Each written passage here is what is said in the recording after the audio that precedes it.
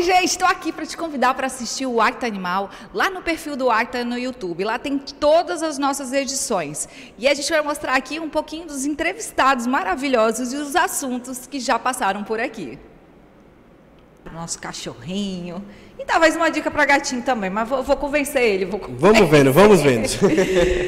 Ô, Elber, Oi. a gente tem a nossa personalidade, né? Sim. Cada um tem uma personalidade diferente. Tem gente que tem uma personalidade mais agitada, faz exercício físico na praia. Tem gente que tem uma personalidade, né, mais quietinha. Mais introspectiva. Isso. Exato. E a gente estava falando aqui que cada raça de cachorro, né, tem a ver com a personalidade também do ser humano. Sim.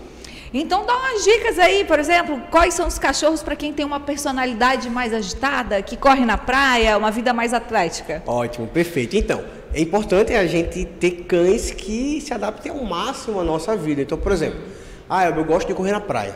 Tive uma cliente que ela corria na praia todo santo dia. Eu falei, é ótimo, você vai levar seu cachorro agora. Elber, mas é porque ele puxa muito, mas vai levar. Por quê? Porque era um Border Collie. Então, Border Collie é uma raça que exige um gasto energético muito grande. Então, vamos lá, algumas dicasinhas de raça para a pessoa que gosta de ter uma atividade física. Border Collie, Beagles, para uma raça menor. Você pode ter alguns cães pastores também nas raças maiores. Só que assim, não quer dizer que é regra. Né? Um Border Collie ele tem uma predisposição gigante a gastar energia. Não quer dizer que aquele ali em específico você vai ter.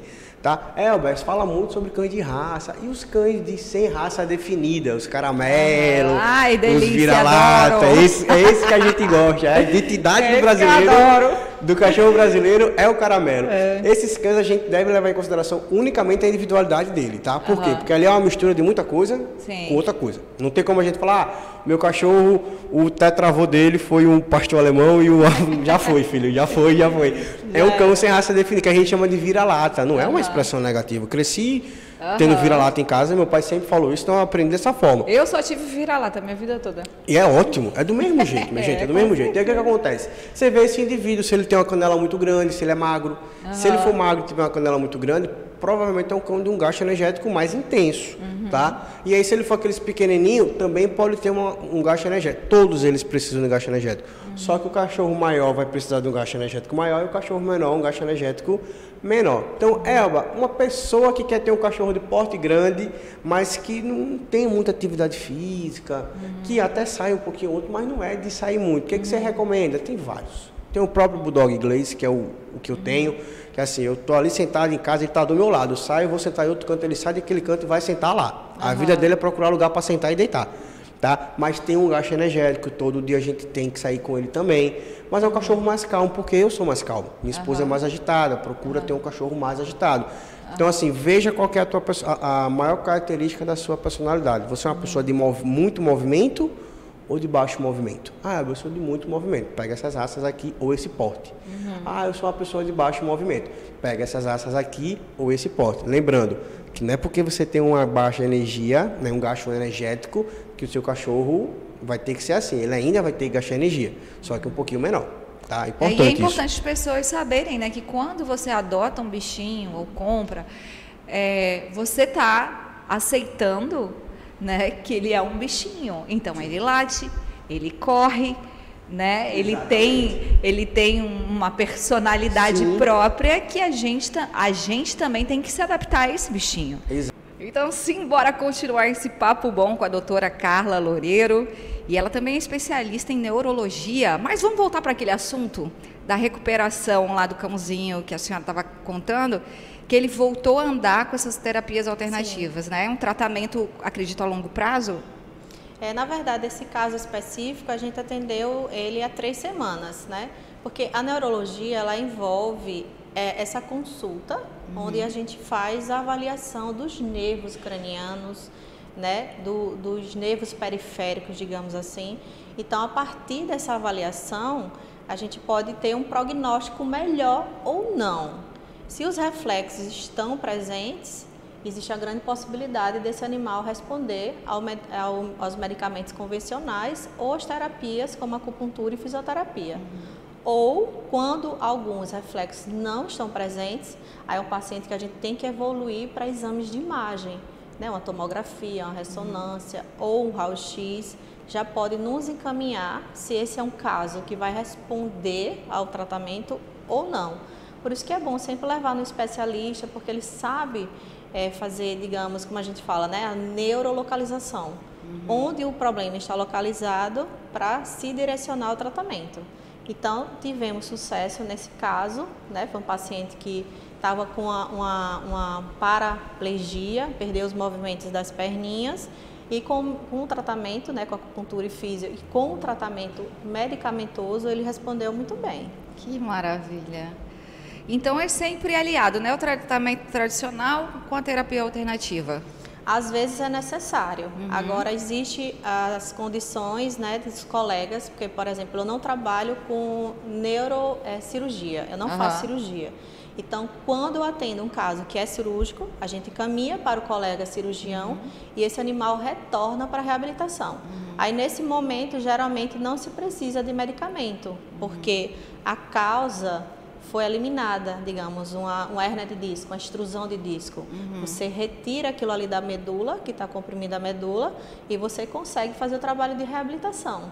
Então, muitas vezes, nesse caso, não é necessário o uso de medicamento. Então, a fisioterapia com esteira aquática, né, que é muito interessante. A gente vai saber já. Vou lhe perguntar já, que eu tenho muita curiosidade sobre isso, sobre habilitação, né? Então, assim, existem várias opções terapêuticas dentro da reabilitação, que é o foco que eu trabalho, que é a neuroreabilitação. Que bacana. Então, vamos falar desse assunto, né? Existem animais que já nascem com uma deficiência, né? Outras são adquiridas por acidente.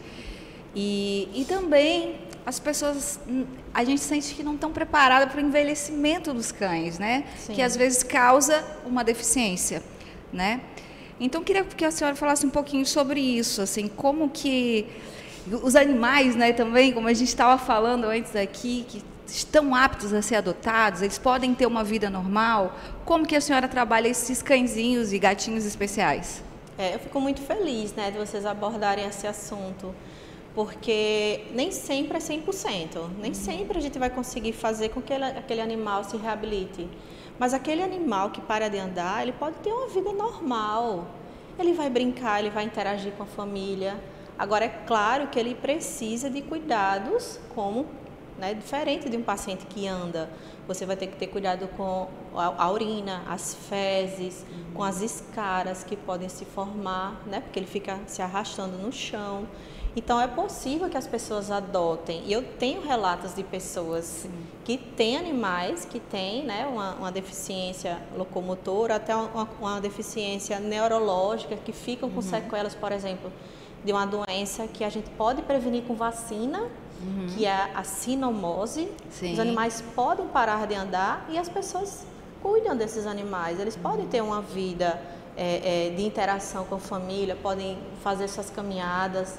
Tem pacientes que usam cadeirinha de rodas e eles são super felizes. Sim. Eu tenho um paciente que faz stand-up na praia aqui. Oh, meu Deus! Então, né, quem sabe é uma oportunidade de vocês conhecerem ele. Com certeza, já anota aí a pauta que a gente então, vai lá assim, conhecer. eles podem e devem ser felizes, né? Porque nem tudo a gente consegue reverter, às vezes com a cirurgia, com a reabilitação. Então, despertar nas pessoas que adotem os animais especiais. A gente sempre fala assim, só quem adota animais especiais são pessoas especiais. Oh, falou tudo. Diz tudo. Exatamente isso. E eles mudam a vida da gente. Às vezes a gente recebe tutores que ficam naquela situação e a gente fala muito sobre resiliência. Porque essas pessoas, elas acabam mudando a sua vida para adequar aquele pet. E eu sempre falo assim, às vezes a deficiência vem para ensinar a gente. Verdade. Né? Com Quanto a certeza. gente pode ser melhor tendo aquele animal que tanto ensina, né, pra gente. Os animais sempre nos ensinam. A doença do carrapato, ela é uma zoonose, né? Ela pode contaminar o humano. Como se dá esse contágio através do animal? Se eu fizer carinho no meu bichinho lá, que está com a doença do carrapato, eu pego? Como é que é isso? Isso, olha, Patrícia, no caso é até interessante mesmo deixar isso bem claro, tá? A doença do carrapato, tá? Lembrando que a gente está falando aqui de um complexo, né, de vários agentes etiológicos, ela pode acometer também o humano, tá? Então, o humano ele pode ser acometido por erliquiose, ele pode ser acometido por babesiose, existem relatos. Agora, o animal que está com doença do carrapato, ele não transmite essa doença diretamente para nós humanos, tá? Então, o humano ele precisa ter o contato com o carrapato contaminado. O carrapato precisa estar contaminado com aquele agente que vai causar a doença no humano para que passe para ele. Então, não tem risco da gente estar cuidando ali do nosso animal, ele está doente, da gente estar tendo contato, não existe esse risco de transmissão. E isso é muito importante a gente frisar, gente, porque tem muita gente que o cachorrinho se contamina com a doença do carrapato e quer abandonar, achando que vai pegar a doença do carrapato do animal. Não, esse momento a gente tem que acolher o bichinho e levar no veterinário. E não precisa ficar isolado, não é isso, doutor?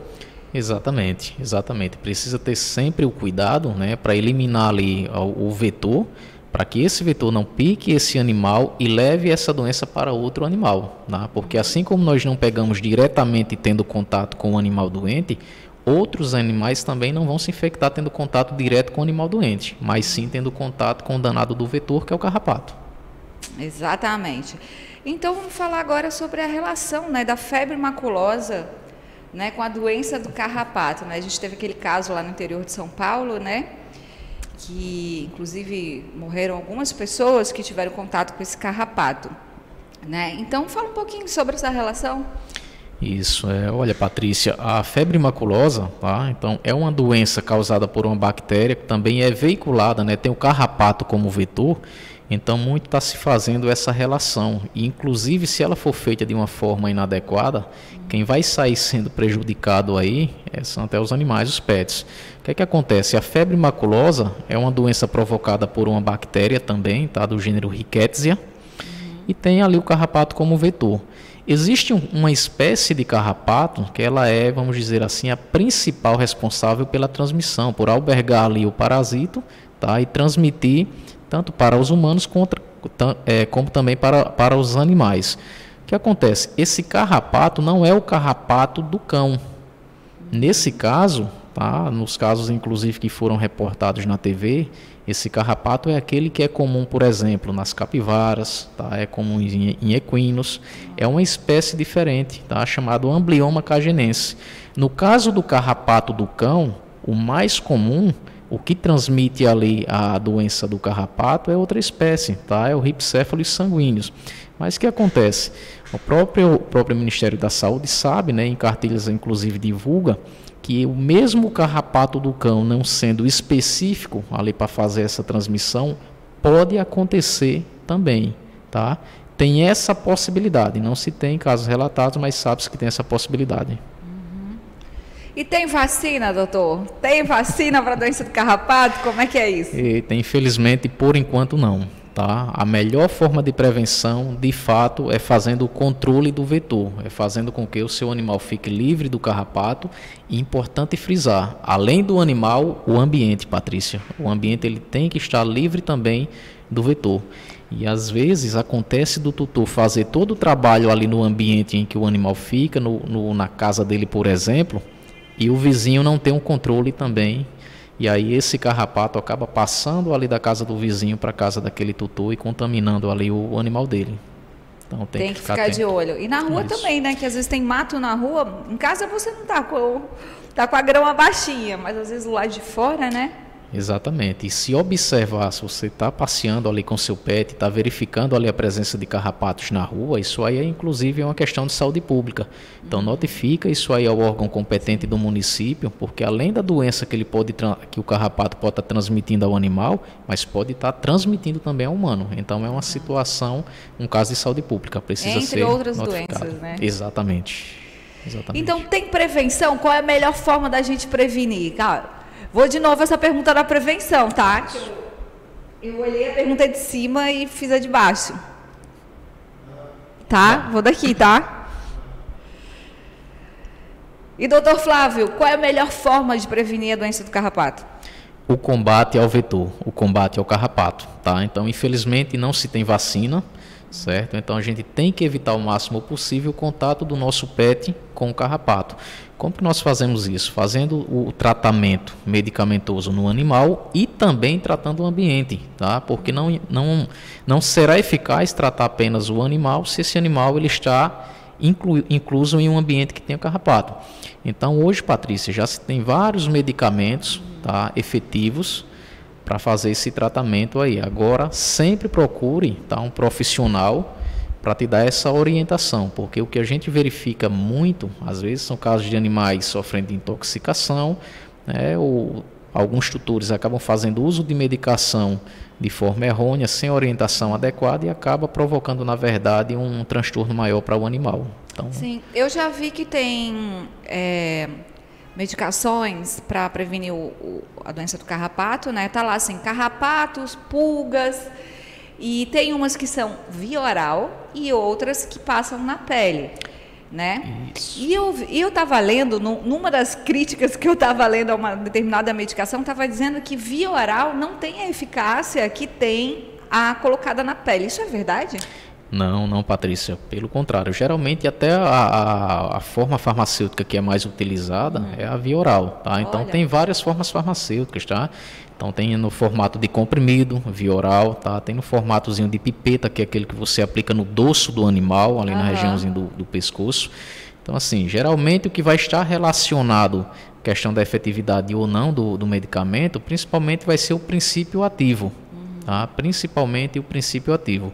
Eu chamo a atenção de quem está nos ouvindo.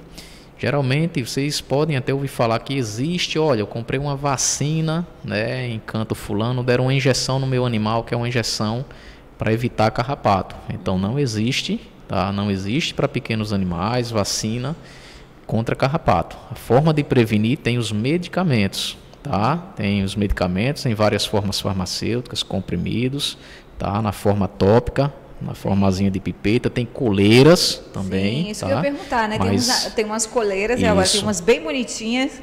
Antigamente era só uma coleirinha marrom, assim, né? Que vinha com antipulga, anticarrapato. Agora tem de várias cores. Isso. E aquela também previne o carrapato, Também então. previne, tem ação ali de repelir, certo? Então, além do carrapato, alguns sempre trazem também uma proteção a mais contra mosquitos, tá?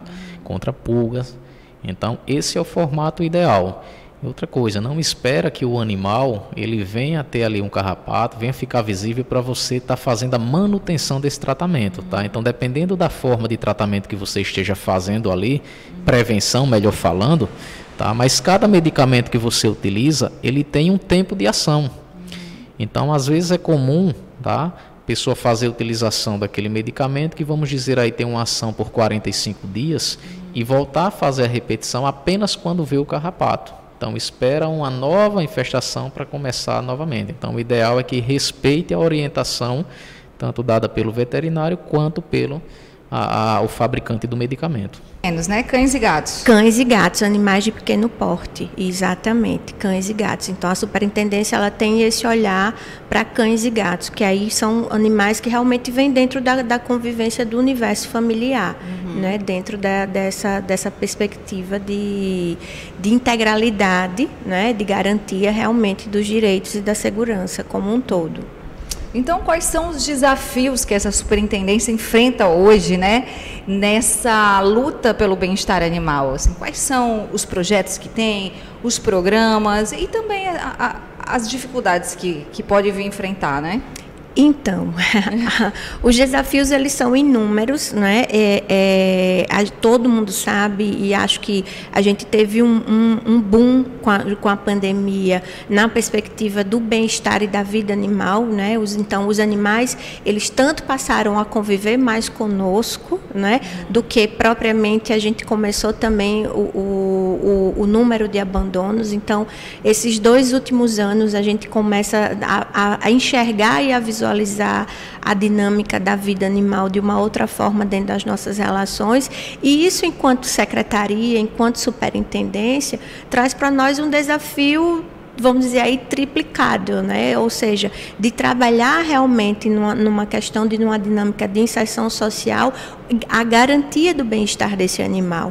Então, ou seja, é pensar de que quando a gente está falando em bem-estar animal, a gente está falando em bem-estar nutricional, bem-estar sanitário, a gente está falando do bem-estar realmente, vamos dizer, que alguns colocam como o bem-estar psicológico, que é a garantia das espécie, de você ter minimamente, né?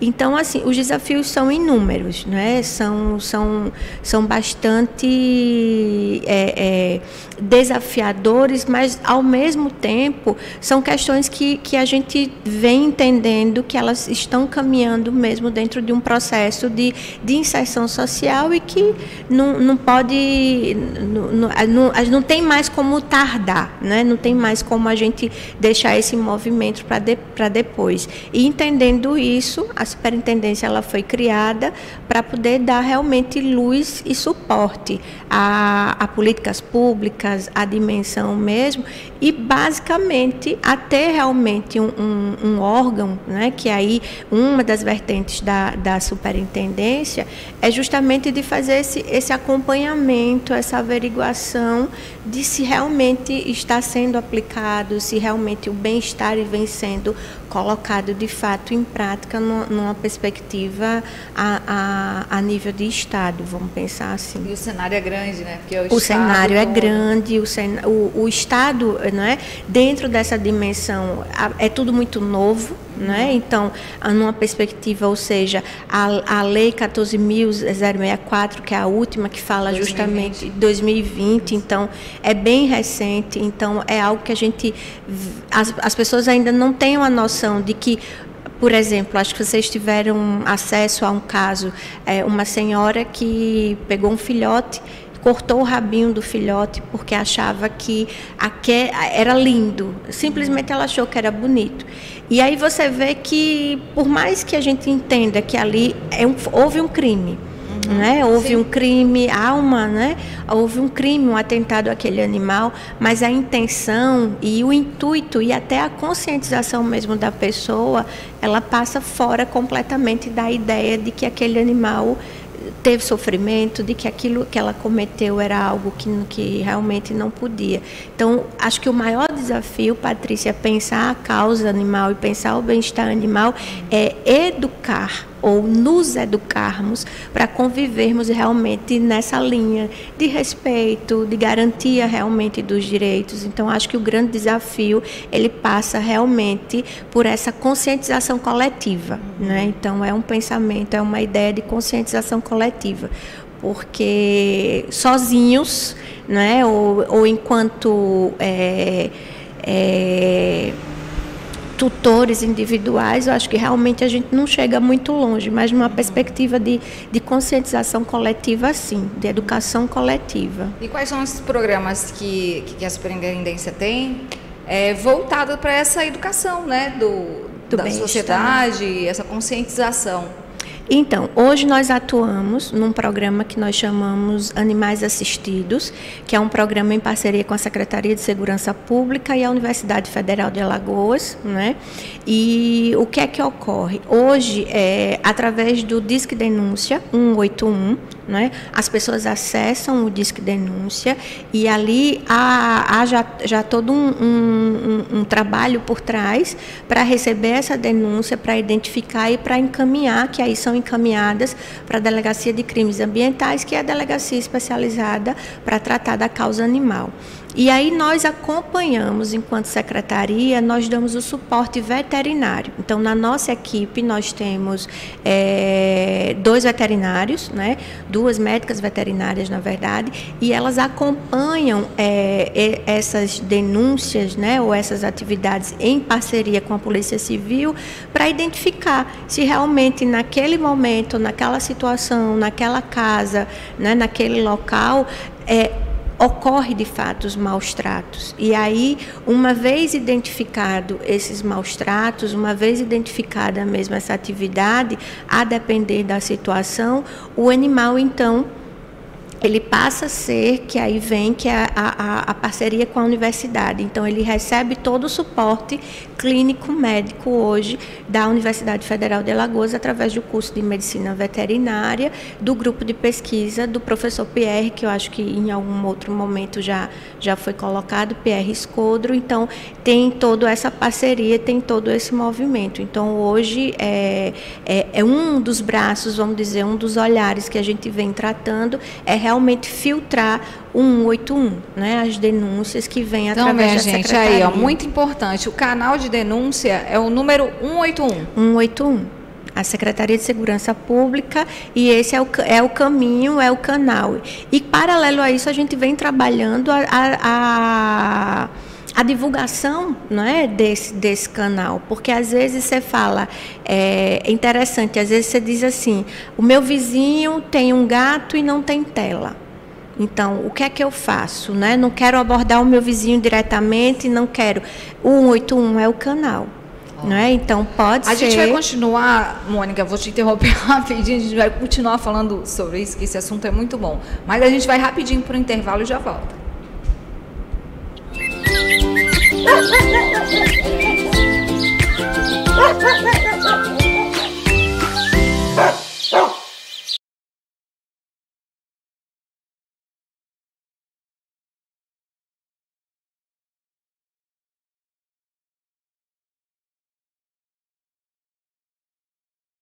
Instituições que vocês têm parceria, que vocês dialogam? Pronto. Do nosso grande grupo. Aí quando você quiser, viu? Eu dei uma rapada ali no início. Melhorou, não é isso? Perfeito. Vamos lá.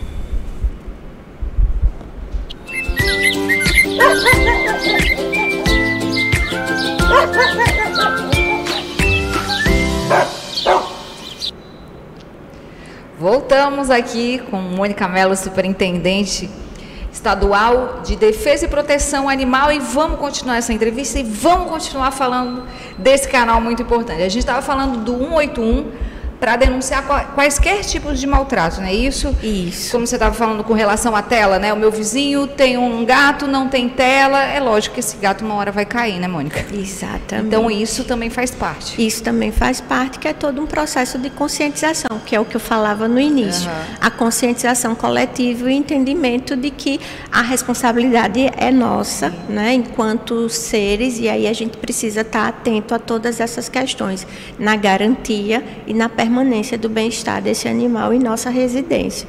Então, passa. Então, são denúncias que vão desde alimentação, né? Então, às vezes, tem muitos que acham que o cachorro late muito, é maus tratos, mas, assim, tem muita coisa, então, assim, muita coisa é filtrada e, de fato, né, o que a gente hoje recebe é muito mais fazendo esse olhar, né? Não vou dizer com o poder de polícia, mas com o olhar educativo, né? Basicamente, a depender, claro, da situação e do caso, mas as medidas elas têm vindo muito mais numa iniciativa de educação, né? De você realmente conscientizar, de você deixar aquela pessoa ciente, né? Do que pode vir a ser um crime, né? Dentro dessa perspectiva. Então, o caminho hoje basicamente é um dos programas que a gente vem trabalhando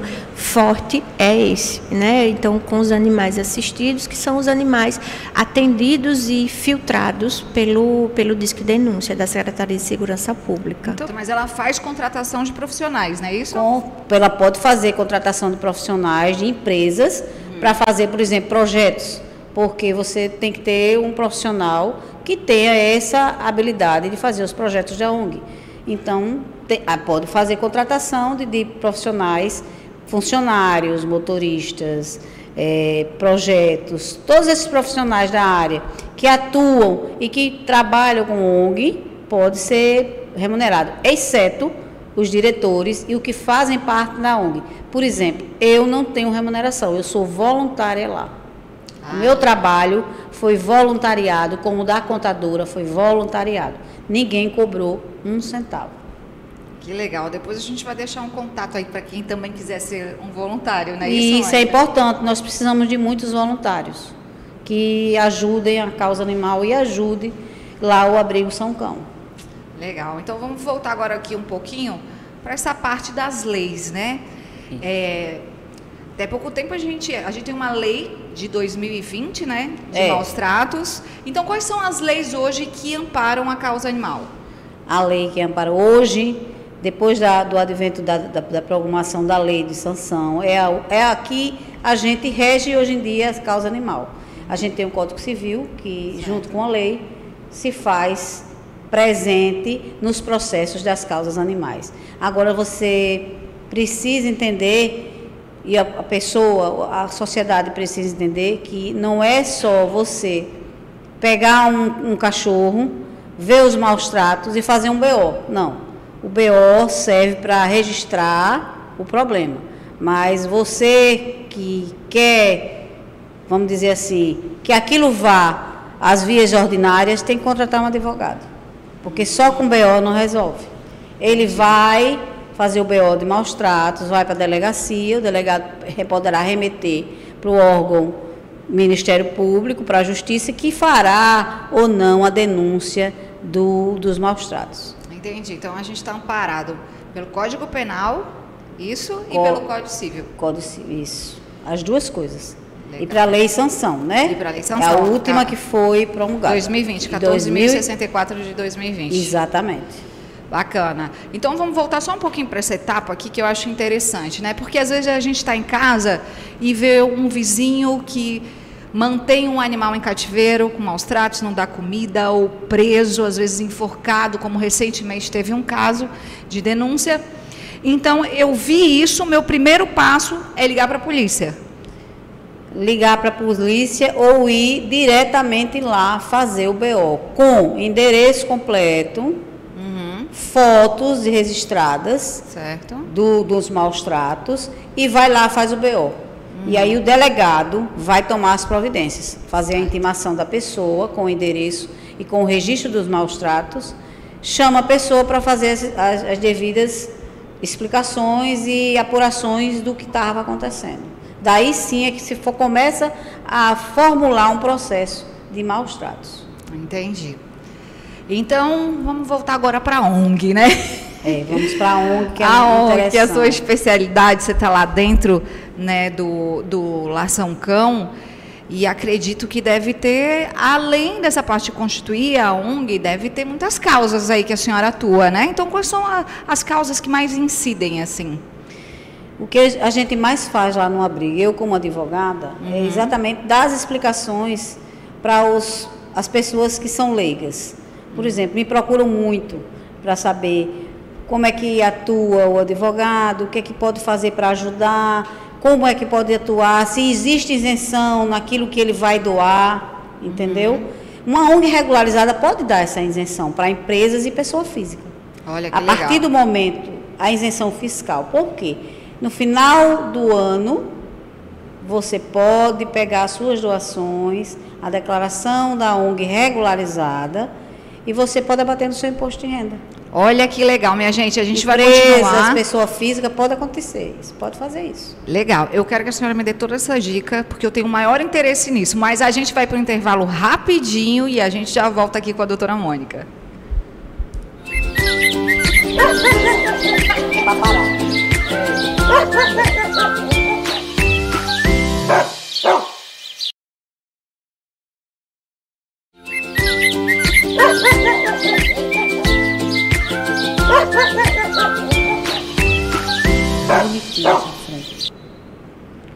Voltamos agora com a doutora Mônica Lins, advogada na causa animal lá da ONG São Cão, e ela estava dando uma dica muito legal, minha gente. A gente quando, né, na área de cultura, né, quando patrocina, tem lá as leis de incentivo, né? E as pessoas também, assim, eu como pessoa civil, eu queria saber, eu apoiando uma ONG, né, como que faz para ter abatimento de imposto de renda? Existe alguma lei? Como é que isso funciona, doutora? A isenção, o incentivo à lei fiscal é para todas as ONGs. Certo. Então, na hora que você registra uma ONG, existe um CNPJ, e que você quer essa isenção fiscal, pessoa física ou jurídica, é um trabalho que o advogado tem que fazer junto com o voluntariado, porque eu sozinha, a gente não consegue fazer tudo.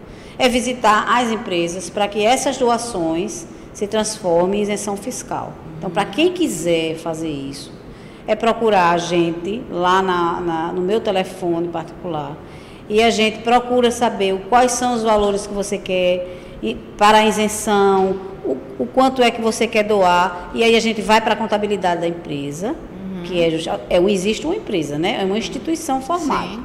Então a gente procura a parte contábil, que é o contador, que é quem faz essa parte. Eu só sei que existe essa lei de isenção e que a gente pode fazer isso e abater no imposto de renda. A parte fiscal, propriamente dita, é com a área contábil. Aí ela vai emitir o recibo de forma nas regras da Receita Federal, no percentual que a Receita Federal permite, que não é tudo, você sabe que existe um percentual que você pode abater, e aí sim essa declaração serve para a empresa, no final do ano, no ano seguinte, fazer a declaração de imposto de renda e abater. Não pode ser um voluntário pessoa física ou pessoa jurídica e ter esse abatimento no imposto de renda? Pode ser voluntário e pode ser, a gente chama de padrinho e madrinha do abrigo, para a gente ajudar os 980 cães que existe lá, que seu Antônio pegou e ajudou, tirou das ruas. Oh, então, coisa linda. Eu acho que é o trabalho do seu Antônio, da São Cão, eu acho que é um trabalho que todo mundo tem acompanhado, né? É um trabalho de muita luta e sofrimento e dedicação do seu Antônio. Né? E eu tenho certeza que ele, bem assessorado, vocês conseguem direcionar, né, melhor essa atuação da ONG, fortalecer ela juridicamente e fazer toda essa divulgação que vocês têm feito do trabalho, né? Exato. Nós somos um trabalhinho de formiguinha, mas nós somos um exército de formigas. Sim. E elas são trabalhadoras e o São Cão hoje depende desse grupo para que a gente atinja o nosso objetivo, que é tirar das ruas esses cães e tentar ajudá-los da melhor forma possível até uma adoção. O difícil é a adoção, mas a gente tenta fazer o máximo que pode para que eles sejam adotados. Me fala um pouquinho disso. A gente estava conversando antes da entrevista sobre a dificuldade das pessoas entenderem que nem sempre vocês podem abrigar todos os cães, né? Que vocês já têm um número de cães e que existe um espaço, né, saudável para que se tenha um determinado número de cães. E às vezes as pessoas procuram e acabam não conseguindo, junto com vocês, esse resgate. Eu queria que você falasse um pouquinho sobre essa compreensão que as pessoas têm que ter. Na verdade, eu tenho direcionado muita gente para não levar os cães para o abrigo São Cão. No momento, a gente não tem condições de abrigar todos. Nós ainda não terminamos nossas baias. Então, as pessoas que entram em contato comigo, eu faço o máximo que eu posso para que a pessoa não abandone o animal. A gente dá a ajuda que a gente pode, com a medicação, com o veterinário, tudo que a gente pode fazer, a gente faz para que esse cão fique no lugar onde ele está. Por quê? A gente até manda castrar e tudo, coisa que a gente às vezes nem pode, mas a gente tem que fazer para que esse cão não vá para o abrigo. Nós já estamos com 980 cães. E nós não podemos abrigar todos. Então, a sociedade tem também que entender que a gente tem que fazer o nosso papel. Ajudar os cães de rua, a gente pode ajudar os cães de rua. Por que não? A gente pode castrar, ser padrinho. Liga para o abrigo, minha gente. Pode ligar, a gente pode ajudar a fazer uma castração. Pelo abrigo tem um projeto mais barato, a pessoa faz mais barato essa castração. Entendeu? Ajuda na medicação, porque nós somos um abrigo que podemos comprar um medicamento com valor menor. E essa ajuda que a gente pode fazer é passar esse valor dessa medicação para a pessoa que está lá com o cão doente. Que às vezes vai comprar no comércio informal lá de veterinárias, clínicas, e quem trabalha com esse tipo de... O valor é outro valor, porque ele tem os impostos. E nós somos isentos. ONG é isento de muitos impostos, sabe? Nós não temos não vamos pagar esses impostos. Então, essa parte a gente tem como fazer. Eu já fiz uma tutora não entregar o cão porque o cão estava com carrapato em casa, ela não tinha dinheiro. Olha. Então, nós compramos o remédio de carrapato, entregamos a ela e ela ficou com o cãozinho dela, tratamos o cãozinho e ela ficou com o cãozinho dela. Por quê?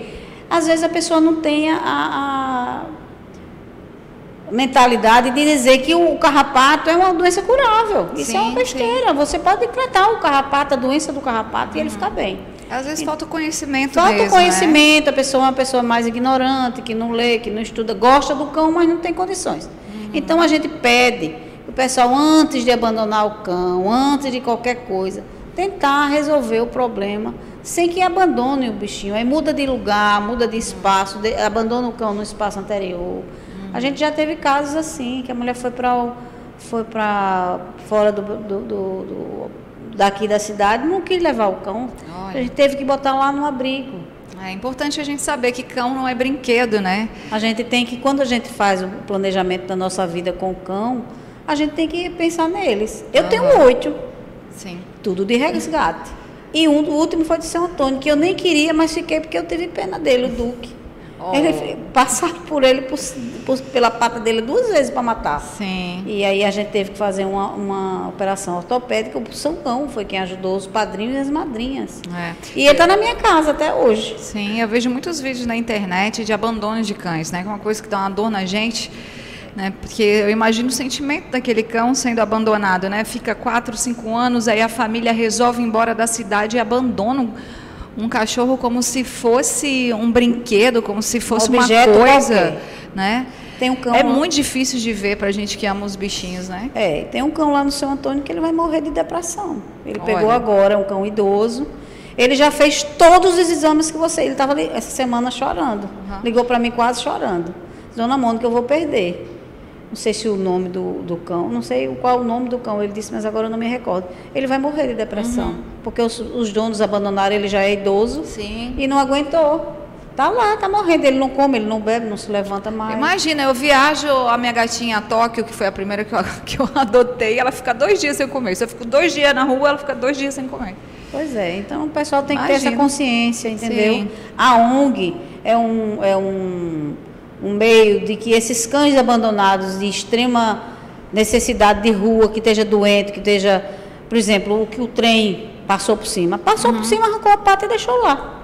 O seu Antônio pegou, levou para o doutor Alisson fez a operação dele, teve que remover a pata da cachorra. Está lá no abrigo São Cão.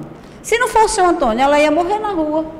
Então, pegando tudo aí que a senhora contou pra gente aí, de todos esses poucos exemplos, né, de muitas coisas que acontecem no São Cão, queria saber, para a gente encerrar, qual é a sua missão hoje dentro do Lar São Cão como uma advogada da causa animal?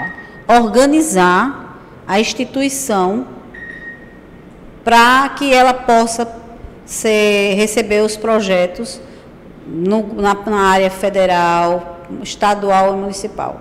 A gente precisa ter esses projetos para que a ONG sobreviva e seja uma coisa que não acabe. Porque o sonho do seu Antônio é transformar aquilo numa fundação. Então, a gente tem que começar como instituição para transformar em fundação. Então, essa é a minha missão. E para tudo isso acontecer, a gente precisa de voluntários, né, Mônica? Então, deixe o contato aí para quem quiser ser um voluntário do São Cão. Às vezes não só doando, né, mas participando, indo lá, conhecer o lar. Como é que faz?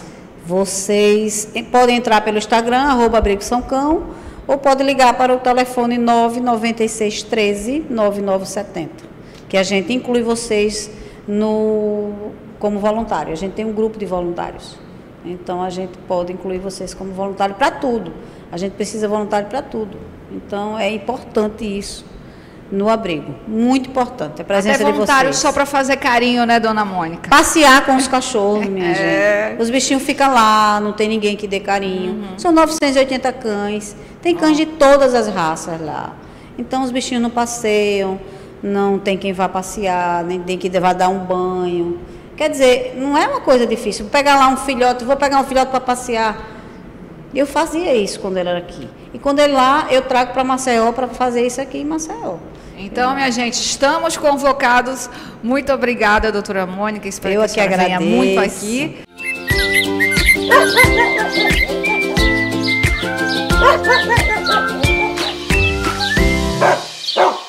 Neste Braskem Explica, vamos contar como trabalham as equipes do Projeto Flechais. Todas as ações são apresentadas e discutidas com a comunidade em visitas domiciliares, oficinas, no posto de atendimento móvel e em reuniões mensais de atualização. Moradores e comerciantes com direito à indenização, acompanhados por seus advogados, contam com atendimento individual de profissionais especializados. Já a equipe de gestão das medidas socioeconômicas planeja as intervenções para a melhoria da região, como a construção de uma unidade básica de saúde. A comunidade ainda conta com o Espaço Flechal como local de referência para a prestação de serviços públicos municipais e com as ações das equipes de limpeza, vigilância e transporte gratuito. Para saber mais, acesse projetoflechais.com.br e acompanhe outras ações realizadas em Maceió em braskem.com.br/Alagoas.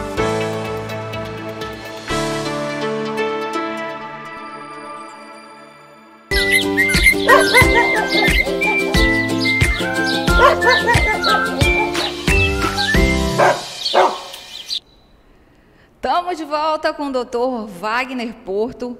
E agora a gente vai falar de um assunto que é toxoplasmose. Eu já ouvi tanta coisa sobre toxoplasmose, inclusive uma amiga minha, uma vez eu levei um gato meu num ambiente público, ela falou assim, tira de perto de mim que eu não quero pegar toxoplasmose. É assim, doutor, fala um pouquinho o que é a toxoplasmose, como é que se dá a contaminação e tira esse mito aí, tira esse mito da gente. Então, Patrícia, realmente as pessoas muita gente tem um pavor de gato por causa da toxoplasmose, né? Existe um mito muito grande.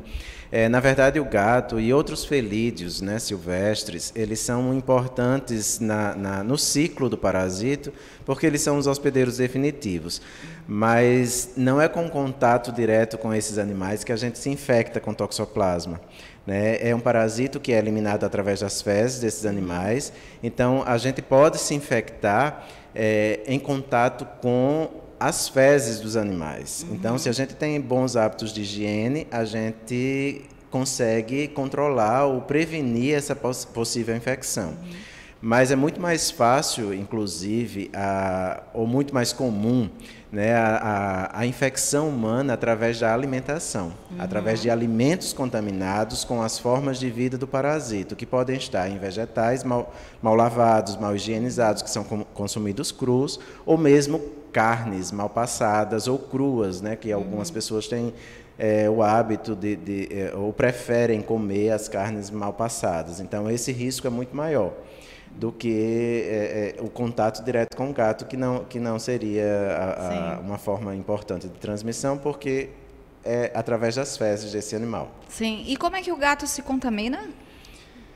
Então, o gato ele vai se infectar a partir de carne crua, carne crua contaminada ou caça, né? Esses animais de rua, eles são mais expostos a esse risco de infecção, porque eles precisam caçar para se alimentar.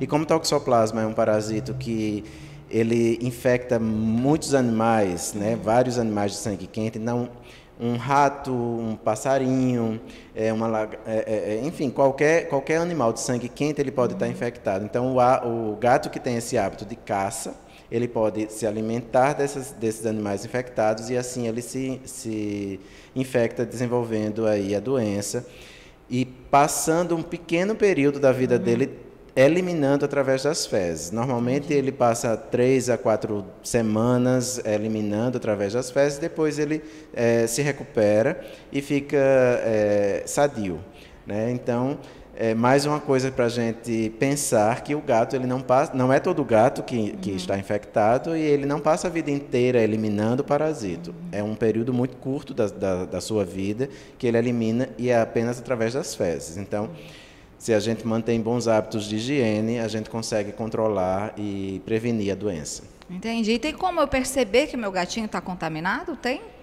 Então, tem como suspeitar, né? Às vezes o animal, quando está infectado, ele vai apresentar um quadro de diarreia, porque a toxoplasmose no gato, o toxoplasma, né? Ele se desenvolve no intestino do gato, então ele pode causar um quadro diarreico nesses animais. Mas também pode ser confundido com várias outras verminoses ou outro problema qualquer. E é passageiro, então muitas vezes ela passa despercebida, né? Então é difícil a gente fazer essa identificação através de sintomas, né, no gato. Então é muito raro isso acontecer, mas confirmado laboratorialmente. Entendi. Então, tiramos essa nuvem de cima da toxoplasmose, em cima dos gatinhos. Então, a gente mantendo a nossa própria higiene, né, doutor? É importante, né? Lavar as frutas, lavar tudo isso, lavar o corpo, lavar as frutas, lavar a mão. Tá mantendo essa higiene pessoal, né? ajuda a evitar essa toxoplasmose? Então, a maioria dessas doenças que parasitárias, né, e essas, inclusive essas que a gente comentou aqui, elas podem ser prevenidas e controladas através de hábitos de higiene, através de infraestrutura também, de saneamento, de tratamento de água. Tudo isso são medidas que vão melhorar as condições de vida da população humana e da população animal, e assim a gente pode conviver harmonicamente com esses seres que são tão amáveis, né, e tão prazerosos tê-los perto de nós.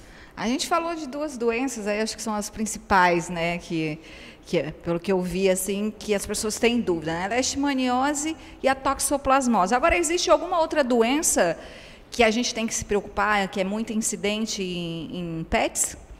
Então, a gente tem algumas verminoses, né, que são muito comuns, aí, principalmente nos animais de rua, e aí que é um grande problema de saúde pública, né, que acomete os centros urbanos, e até as pequenas cidades também hoje enfrentam esse problema da grande quantidade de animais de rua. E aí esses animais não tendo nenhum acesso a nenhum tipo de tratamento, nem vacinação, então eles são expostos a vários parasitos, e então eles acabam eliminando formas de vida desses parasitos nos ambientes públicos. E a gente que frequenta esses ambientes também ficamos expostos a esses parasitos, que podem ser comuns ao cão, ao gato e ao homem. Uma das doenças em humanos que é muito comum, que é a larva migrans cutânea, né, que é conhecido como um bicho geográfico. Isso é uma verminose de cães, né, e aí ela fica ali na terra, no solo, e muitas vezes as crianças, principalmente, que brincam muito em parques, né, nesses playgrounds públicos, onde tem fezes de animais, ela pode acabar se infestando com o parasito e desenvolvendo aquelas lesões de pele que coça bastante e são bem irritantes e trazem esses problemas para esses indivíduos. Então, percebendo qualquer coisa, procura um médico. E no caso do pet, procura a clínica veterinária. Com certeza. É muito importante para os tutores manterem sempre visitas de rotina, né, para consultas ao médico veterinário. Ele vai orientar da melhor forma como prevenir essas doenças, como controlá-las e tratá-las, se for o caso já do cão ou do gato já ter uma delas. Como a gente tem, doutor, bastante adolescentes, crianças assistindo a gente, e aí ficou ouvindo o senhor falar aí, quero saber como é que eu faço para me tornar um médico veterinário? Qual é esse caminho? Então, além de amar os animais, né, que é uma coisa muito importante, né, porque a gente precisa ter esse dom, precisa muita dedicação, muito estudo, mas a veterinária é uma profissão apaixonante e tem são amplas as possibilidades, né, de atuação do médico veterinário. Então, hoje a gente não pode dissociar a saúde humana da saúde animal e ambiental, né? A gente, como a OMS já trata desse assunto como saúde única, a gente não pode pensar em saúde humana sem pensar na saúde animal, na saúde ambiental. Então, está tudo interligado e o veterinário é uma dos profissionais mais inseridos nesse contexto da saúde única. Então, é realmente uma profissão apaixonante. Muito legal. Mas agora, aproveitando que o senhor é membro do Conselho Regional de Medicina Veterinária, eu queria entender um pouquinho a atuação do Conselho, né? Porque a gente que é leigo, a gente acha que qualquer coisa ligada a animal é ligada ao Conselho Regional de Medicina Veterinária. Tudo que está dentro da clínica é medicina veterinária, e não é, né? Então, eu queria saber qual é a área de atuação do Conselho Regional de Medicina Veterinária. Então, o Conselho ele tem uma atuação, um papel de educação, né, dos profissionais médicos veterinários. É bom sempre a gente frisar isso, que a gente tem um campo de ação específico em cima desses profissionais, e não da população em geral, mas a gente pode trazer informações e tal, mas a orientação e fiscalização, principalmente, somente aos profissionais médicos veterinários e zootecnistas, né? Que são as profissões que estão ligadas ao Conselho. E os ambientes em que se faz, agora... Vamos de novo. Tá bom aí ou quer dar... Ou vai, né? Segue, tá bom. Então, eu vou perguntar de novo, tá bom? E eu não podia deixar de aproveitar o Dr. Wagner, que é membro do Conselho Regional de Medicina Veterinária, para entender um pouco qual é a área de atuação do Conselho Regional. Porque a gente que é leigo acha que tudo que está dentro da clínica é medicina veterinária, né? E tudo é uma responsabilidade do Conselho, e não é. Então, conta um pouquinho para mim qual é essa área de atuação do Conselho Regional de Medicina Veterinária. Bom, então o Conselho ele tem uma ação específica em cima dos profissionais de veterinária, né? Ele tem de veterinária e zootecnia, que são as profissões ligadas ao Conselho. Então, todos os ambientes em que se realiza ações do médico veterinário, né, como clínicas, hospitais veterinários, podem ser fiscalizados pelo Conselho, e os profissionais que estão aptos e inscritos no Conselho, eles são fiscalizados também pelo Conselho, né? Mas, além da fiscalização, o Conselho ele tem uma ação educativa. Então, ele tem essa função de orientar e educar os profissionais para que eles sempre exerçam a profissão dentro do Código de Ética. Obrigada pelo convite. É a primeira vez que eu estou aqui no ACTA, né? Espero responder à altura aí todas as perguntas e as dúvidas que o pessoal tem. A gente que agradece. Mas vamos lá. Vamos começar bem do comecinho, bem do beabá. Já que a gente está falando de gatinho, hoje em dia cada vez mais aumenta a adoção de gatos, né? Sim. E aí adotei um gatinho, peguei ele na rua, ou peguei numa ONG e levei para casa. Quais são os primeiros cuidados que eu devo ter com esse bichinho? Quais são as precauções que eu tenho que ter? Caso você já tenha um gatinho em casa, o ideal é separar. A gente até então não sabe se ele poderia transmitir alguma doença ou algum vetor para o outro gatinho. Consequentemente, se não tiver outro gatinho em casa, é observar como é que vai estar a ingestão de comida, de água, as fezes, a urina, e assim que possível levar para o atendimento médico veterinário da sua confiança. Quais são as doenças assim mais comuns que os gatinhos chegam quando eles são resgatados da rua? Doenças virais, né? Muitas delas que levam a alterações oculares, respiratórias, doença gastroentérica, vômitos, diarreias, que podem ser também parasitas intestinais, pode estar com infestação de pulga, de ácaro. Então, assim, tem uma gama infelizmente, né, tem uma gama de patologias que podem estar sendo, né, carreadas por esse gatinho, e ele ainda nem está demonstrando sintomatologia clínica. Entendi. Agora tem muita mãe e pai de gatinho, de primeira viagem. Eu adotei o gatinho, quais são as preocupações que eu tenho que ter dentro de casa? Né? Porque tem a questão dos gatinhos fazerem necessidade num lugar específico, tem também os pontos de fuga, principalmente em apartamento, né? Que tem que se ter todo um cuidado. Então, quais são esses cuidados que a gente tem que ter? Se for apartamento, todo telado mesmo, pessoal. Não deixa nenhuma brechinha e sempre ficar avaliando para ver se essas telas elas estão ok. Tá? Segundo ponto, potinhos de água, de comida, a gente sempre recomenda um número a mais de potinho de água para a quantidade de felinos que tem naquele ambiente, assim como caixinha de areia. Os felinos, eles têm o hábito de esconder, né, as necessidades que eles fazem. Então, a urina, as fezes, eles normalmente escondem. E isso eles fazem em caixas de areia com substrato. Tá? Não recomendamos vida livre, né? Então, caso, né, tenha algum gatinho que esteja indo para a rua, gente, os gatinhos precisam ser indoor. E precisa, então, no caso, né, gatinho criado em casa, é importante ser identificado, ter uma coleira com essa identificação, ou aquele chip, que já tem um chip localizador, né? Isso. Por mais que, às vezes, você coloque proteção nos pontos de fuga, gato é danado, minha gente. Gato pula alto e eles dão um jeito de escapar. Exatamente, principalmente os mais ativos. Os mais ativos. Então, a minha gatinha, que é paciente da doutora Aline, quando ela chegou, eu abri a caixa de transporte, ela saiu correndo e pulou na tela da varanda. E se não tivesse tela? Possivelmente ela teria feito o que a gente fala que é o gato paraquedista. O gato paraquedista. E aí a história não ia ser legal. Infelizmente não. E chega bastante no atendimento. Sim. Mesmo aqueles que têm tela, muitas vezes o gatinho acaba roendo, o tutor não percebe, ou então é uma tela que já está um certo tempo instalada e não foi feita a manutenção e acabou tendo alguma folga, né? Então sempre está com tela e sempre está fazendo a manutenção, pelo menos anual. É isso aí, tá dado o recado. Isso é muito importante mesmo para você que adota pet, principalmente gato, mas também com cachorrinho também, que é danado e pula ali, né? Do mesmo jeito. É o mesmo jeito.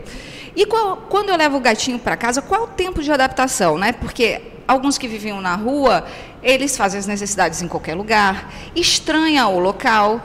E quanto tempo demora para essa adaptação, para o gatinho se sentir em casa? É bem relativo. Tem alguns gatinhos que vão chegar de cara e já vão ficar super confortáveis. Outros vão acabar se escondendo um pouco mais, aos poucos vão criando confiança, né? Então, nessa fase, o interessante é deixar eles se adaptarem da forma deles, não forçar nada. Então, sempre tá, se possível, ofertando recompensas. Deixou passar a mão no gatinho, que até então era muito assustado, não estava querendo vir para perto. Dá um sachêzinho depois, a gente fala que é o reforço positivo. Né? Então, tem vários manejos, tem vários métodos que a gente pode fazer para que aquele ambiente ele se sinta um ambiente seguro. Tá? Então, alguns é mais fácil e outros, às vezes, demora mais um pouquinho, em média 30 dias, às vezes até mais. Então, a gente precisa ter um pouco de paciência, né, com o bichinho e também uma certa dedicação, né? Eu não posso simplesmente pegar o gatinho e deixar ele lá na minha casa. Eu tenho que dar atenção, eu tenho que entreter ele, eu tenho que oferecer uma boa comida. Isso, né? Eu falo que é a pediatria, né? É a eterna pediatria, na verdade. Os pets, eles têm necessidades, né, de um manejo que, no caso, a pessoa, que são os tutores, né, precisam fazer com eles. Então, a alimentação, a hidratação, a higiene dos locais da necessidade, então, passeios, a depender, né, daqueles que fazem passeios caninos, alguns gatinhos que fazem também, não são todos, mas realmente são esses cuidados de uma criança, né? Mesmo eles crescendo, eles não conseguem falar para dizer o que eles estão sentindo, o que eles estão precisando, então realmente é uma eterna pediatria. Então vamos aproveitar que você falou aí dar petisco, dar agradinhos para os gatos, vamos falar da alimentação dos gatos, né? Porque a gente sabe que a alimentação do gato é diferente do cachorro, né? E às vezes eu tenho um cachorrinho em casa, eu tenho um gatinho, e será que eu vou dar a mesma comida? Pode dar a mesma comida? Não pode dar a mesma comida? Qual é a melhor forma de eu alimentar o meu felino? Então, a alimentação, né, a ração, hoje em dia, né, que é a mais difundida, de cães e de gatos são diferentes, tá? O aporte de proteína, de carboidrato, de gordura são diferentes para ambos. Então, o gatinho tem que comer a ração do gatinho e o cachorrinho a ração do cachorro. Normalmente, na medicina felina, a gente faz recomendação da alimentação úmida, que é o sachê ou o patê. Porque os gatinhos normalmente bebem pouca água. Até aquele que você acha ele bebe muita água, ainda é pouco. Porque eles têm predisposição a desenvolver insuficiência renal. Então, a gente sempre estimula o máximo possível a ingestão hídrica, tanto com vários potes de água espalhados pela casa, como também a gente ofertar alimentação úmida. Então, diariamente é para ser ofertado um pouco de sachê ou um pouco de patê, além da ração seca. Entendi. Então, o negócio é sair distribuindo potinhos de água. Isso. A minha casa, minha gente, depois que a doutora Aline falou isso pra mim, ela tá um foco de dengue, porque é um potinho ali e outro potinho. Não tem como ser um foco de dengue, porque você tem que limpar todos os dias. Todos os dias, exatamente. Não fica água parada. É só uma brincadeira. A gente fala assim porque gato é extremamente limpo, gente, mas assim, é de uma forma, não sei se vocês já perceberam que eles ficam se lambendo, aquilo é banho, né? Eles estão tomando um banho quando eles fazem fazem a lambedura deles mesmos. Então, a água tem que estar sempre muito limpa. O potinho também, eles normalmente não comem aquela ração que eles já comeram, já deixaram pedacinhos ou deixaram um pouco de saliva. Se a caixinha de areia estiver suja, eles não vão lá para fazer xixi, cocô. Então, é muito interessante. É uma raça, uma espécie extraordinária. Eu particularmente, eu amo os gatinhos. Mas tem aquele mito que gato não gosta de água.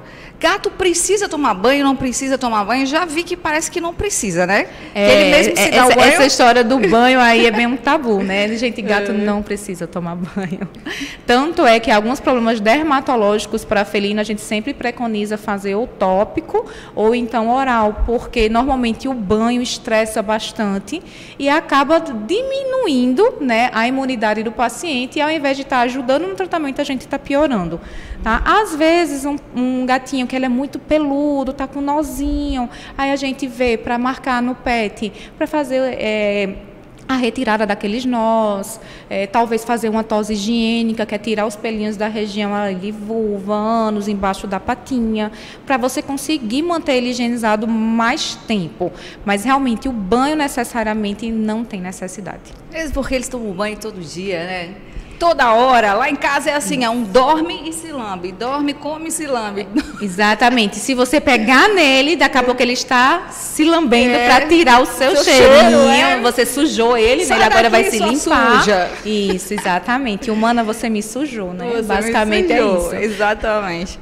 E tem alguma coisa no comportamento do gato, assim, que a gente deve prestar atenção, que pode precisar de algum cuidado veterinário? Por exemplo, esse caso mesmo das necessidades dos gatos, né? Às vezes ele está fazendo fora da caixinha, né? Tanto xixi quanto cocô ele está fazendo fora da caixinha. Isso é um motivo da gente se preocupar? Sim, com certeza. Como eu falei, né, no começo, os gatinhos, eles são extremamente limpos, então eles não têm necessidade, não gostam de deixar um cheirinho ruim, por isso que eles normalmente escondem, né, as necessidades. Então, a partir do momento que eles estão urinando ou defecando fora do local que seria preconizado, que eles já têm o costume de fazer, isso pode estar relacionado a alguma patologia desse local. Por exemplo, ele está fazendo o xixi fora da caixa, então ele pode estar apresentando doença renal, ele pode estar apresentando uma cistite, ele pode estar apresentando algumas alterações articulares que fazem com que ele sinta dor no momento que ele vai subir para a caixinha, e aí ele deixa de subir na caixinha e acaba fazendo em outros locais que é mais confortável para eles.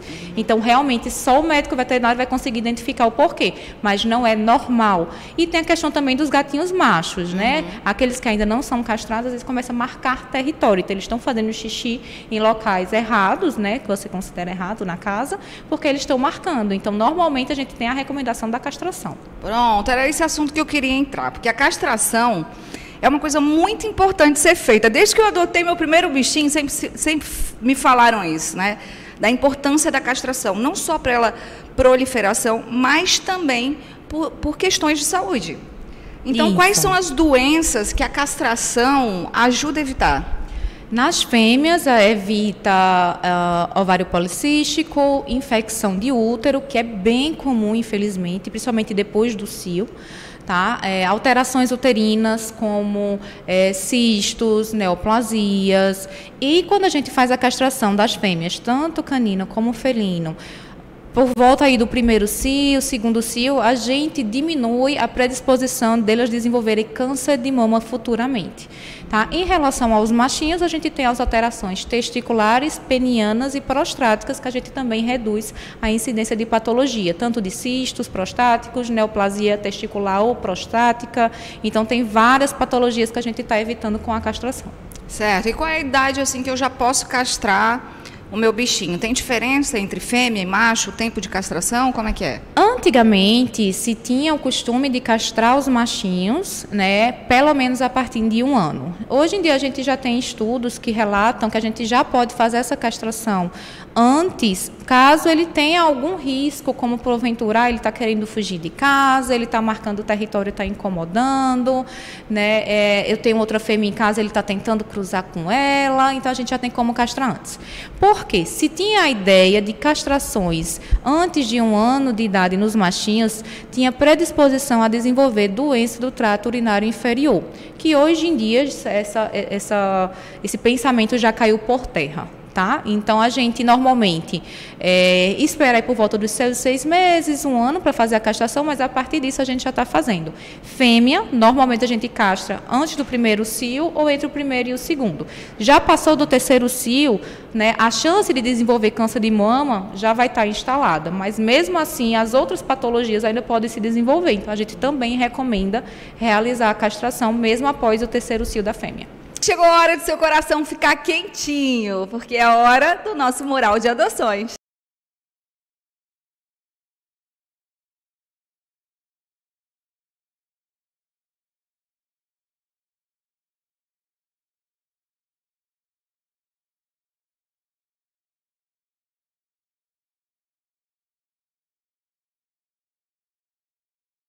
Gente, esse foi mais um Acta Animal, espero que vocês tenham gostado e aproveitem para compartilhar com os amigos, viu? A gente vai ficando por aqui, mas encerrando, é claro, com muita alegria e diversão com o nosso quadro Vídeos Divertidos da Internet. Ó, um beijo e até o próximo Acta Animal.